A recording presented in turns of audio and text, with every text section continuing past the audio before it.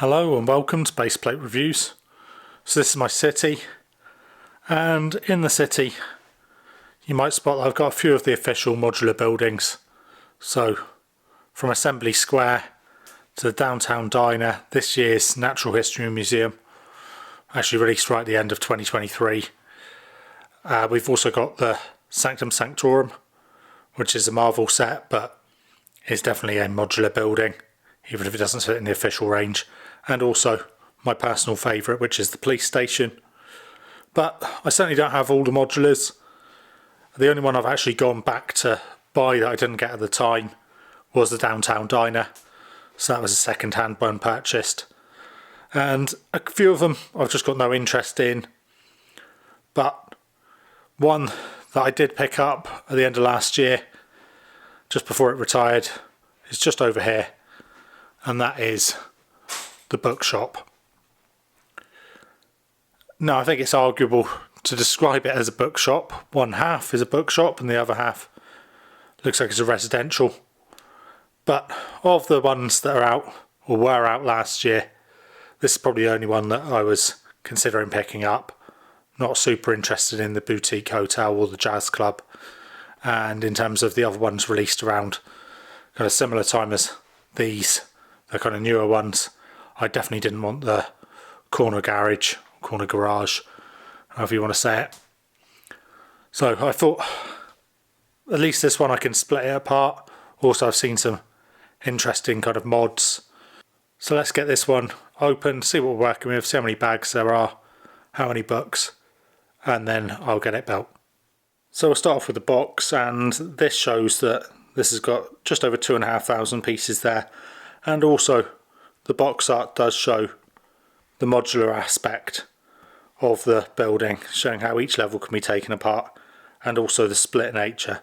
What is interesting is it looks like the bottom level of the residential part of the building with 107 in front of it doesn't seem to have any tiling, so it's just green on the floor. I don't like that, and because I build everything on Mills plates anyway, I've just set some Mills plates up over here.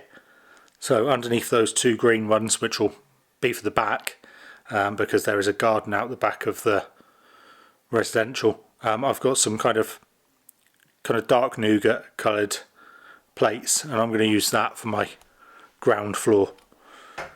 But if we take a look at the back of the box, if I spin this around, it does show how it can fit into a modular city. Actually, just here in the top corner, that is showing how it can clip together with, I believe, the corner garage. But any modular buildings can clip together thanks to those Technic bricks they have on the side. But yeah, not bad box art. I mean, what I would argue is that an awful lot of this one is given up to buildings that aren't the Bookshop. So Downtown Diner and the corner garage.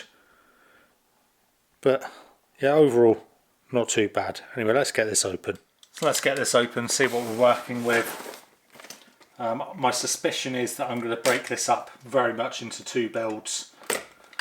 So, I mean, obviously it is already in two builds, but I might do it in two separate tranches of time. Oh wow. So it's pretty hefty.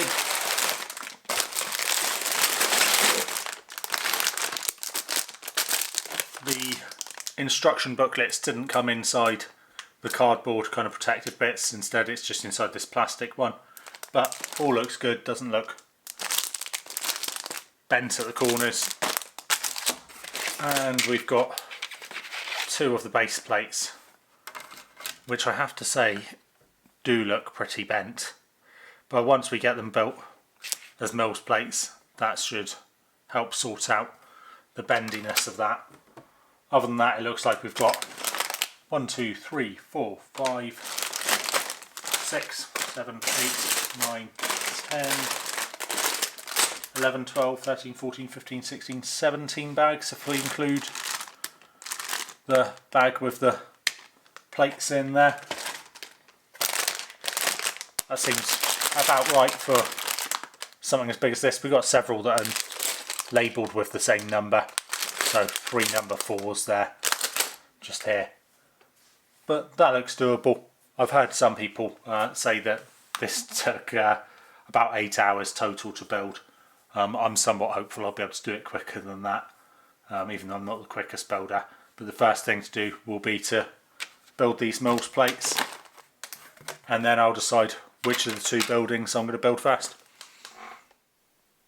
So as we can see from the back of the box here, this residential building, like I say, that interior doesn't seem to be tiled off and it's just green.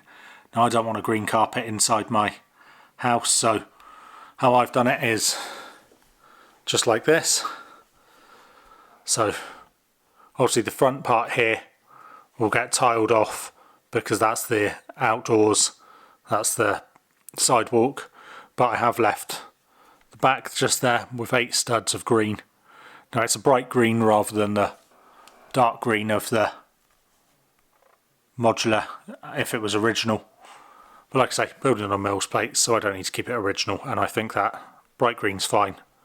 They've just been looking after their lawn a bit. With regard to the other side, I actually might not leave any green out the back there. I don't think that has to be a lawn. So I'll use whatever kind of plates for the mills plate that I want there. But as we can see, we've got this one built, so I'm going to start by building the residential side first. So this side, that's actually book 2, so would normally be built second.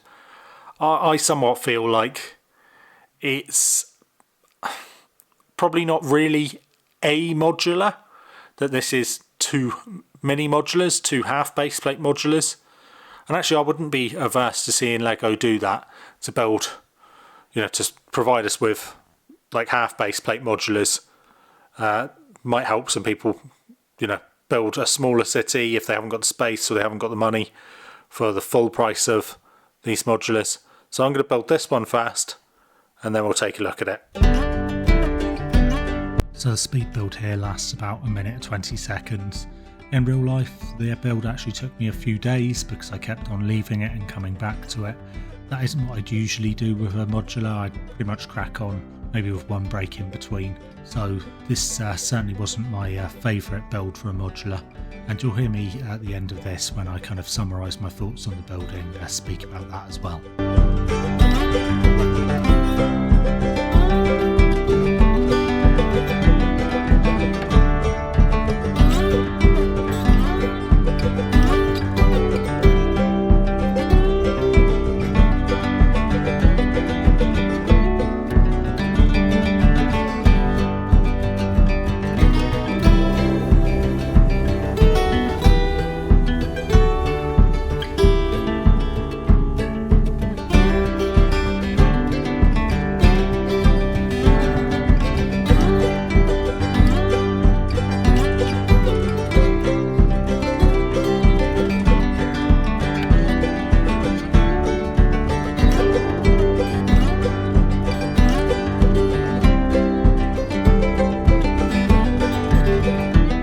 So like I say, kind of mixed feelings about this one. The build was certainly a bit of a slog. It didn't kind of captivate me and make me want to keep building it.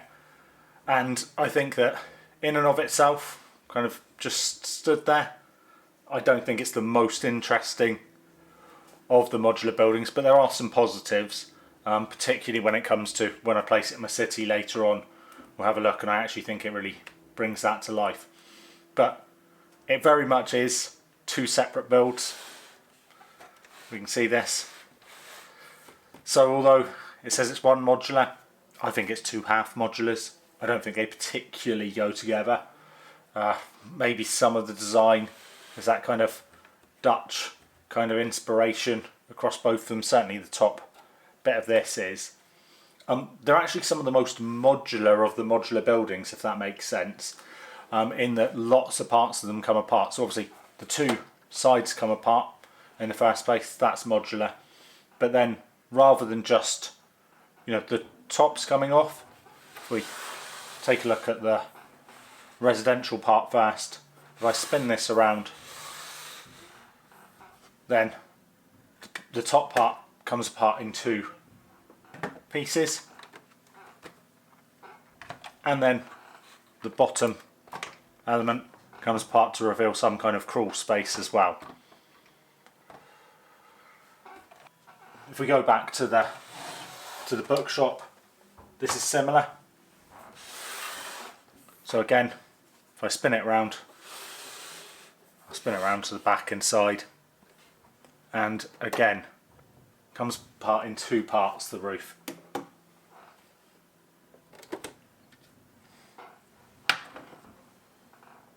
And then we've got the middle section, some kind of living section for the bookshop owner.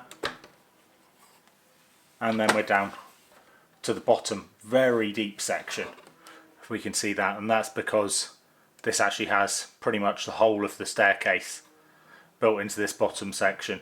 I don't think that's a bad thing, you know, bookshop, nice high ceilings.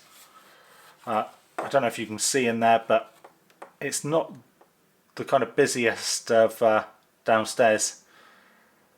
You've got a bookcase just here, and there is a bookcase at the back that you can't see unless you look through the front of the windows, the door, and then there's a cash register, and that really is just about it.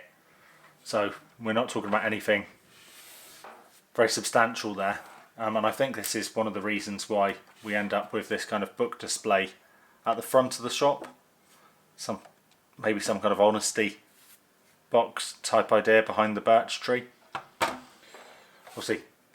The building is called Birch Books, and we've got the silver birch out in front of it. I'm going to go back to the residential because there's one bit of that which I find really frustrating. If I bring that here, then I'll show you it from the back. So we've got this crawl space under there, and the original design, this was green. Because I've built this on Mills plates, I've been able to change it up. I don't think that in real life, if you had that underneath the house, that green grass would be growing without any sunlight. But the issue I've got with this is actually, if you put a minifig down there, they are above the height of the frame, so I can't put this back into place without caving the minifig's head in. This is where they've got a step ladder, which can actually be expanded out to be a full-size ladder there, and there is a door here, which with the step ladder in place is actually very difficult to get to, but you can see that's in there. So this is supposedly a usable space.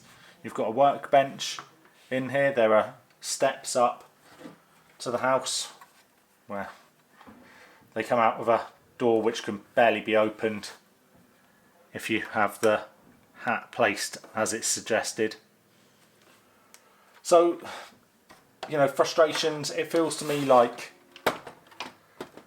the whole crawl space has kind of been a bit of a sop to the fact they wanted to build this really cool staircase, which is really nice, and I'm sure that the designer wanted to build, you know, maybe a basement space, you know, a basement apartment, something like that in underneath, but in terms of the piece counts and the budgets, they've not been able to, so we've ended up with this halfway house with the kind of crawl space there, which isn't just a crawl space, there's more stuff down there than that suggests.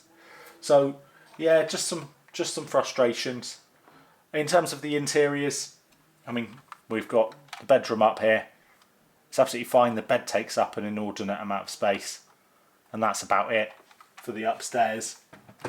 For the ground floor, or the first floor,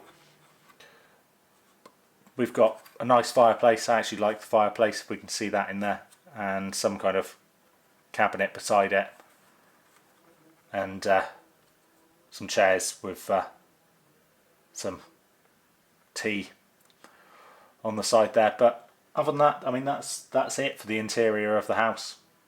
They've got a crawl space, a living space, and a bedroom. So nowhere to prepare food, no bathroom. And I suppose that's the nature of it only being a half modular. You know, in the other modulars we tend to get apartments which have been kind of bedsit types, where, you know, it's all in one. It's actually pretty similar with the Bookshop. Obviously we've got the interior here, which is, as we looked at before, the Bookshop and the staircase. The next level is a living space. They've got a grandfather clock and a recliner chair and a lamp in there and a rug, and then out the back of it we've got a little balcony area. That's it in terms of living space. And then for the upstairs we've got a bed, not quite as big as the bed in the residential bit, and a nice display with a chameleon who's turning the same colour as the bed sheets, it looks like. Again, that's it. It seems a bit lacking. Again, all modular, so it all gets put back together pretty well. Obviously, you know, this can be displayed either way, and it does show this on the back of the box and stuff. And the good thing about this is, you know, it can be treated as two completely separate buildings and slotted anywhere in a city. So, you know, definitely not all bad. But anyway, we'll take a look at some of the things specifically and the minifigs, and then what it looks like in the city. You get 5 minifigs with this set, plus 2 animals in the form of the bird out at the front in a nest on the tree, and the chameleon up in the bedroom for the bookshop. I think they could have added a cat or a dog and maybe one more minifig. We start off with the bookshop owner, and this is my favourite of the 5. I think she's got a great hairpiece and a satisfied alternate face. Then we've got the bookshop customer who's got some braces on his torso and an alternate face that's a little too pleased with itself. For the residential building, we've an older lady, and I do like this minifig, although the alternate face is too similar to the regular one. It's barely different at all. Then we've our husband, who's a good-looking older gentleman with no alternate face print, thanks to his hairpiece not being able to cover his beard if flipped around. Finally, we've their grandson, who's fine for a cheeky child, with one devious look and then a scared one for when he presumably loses his toy plane. Overall, these are fine, and to be fair, minifigs aren't the driving force behind modular buildings, although the Marvel buildings are absolutely stacked with minifigs. I think the exteriors of the buildings are fine, and the sides are certainly some of the cleanest for modulars in my opinion, although they aren't corner buildings, so this doesn't matter too much anyway. The interiors, however, aren't up to much in my opinion, with a bit of lack of detail or anything very exciting going on in them. I think that the bookshop side is particularly bad for this on the ground level. I haven't been very positive about this set overall so far, and this was selling for $200 when I bought it, and I did feel a certain amount of regret about it when I very first finished building. But then I placed it into my city, and I have to say I think the colours really complement the buildings around it, and I do really like the fact it's on 2 half base plates. That's how I like to build my custom modulars or half modulars anyway, so I ended up going from deflated to close to elated. I wouldn't wholeheartedly recommend this one, and certainly not as a standalone modular that's not in a city layout. But if you are going to pick this one up, I'd suggest doing it soon, as modulars only keep increasing in price once retired, and currently this one doesn't look to be too high at all compared to its recommended retail price. That was a bit of a long one, I know. Normally I'm a bit more concise, but I hope you enjoyed the video anyway, and it's helped if you were on the fence about picking this one up. I didn't want to leave it and then regret it in the future when it goes up another $40 or $50, plus I picked it up just before retirement and stacked it with gifts with purchase. If you enjoyed this, please leave a like, and as always, be good.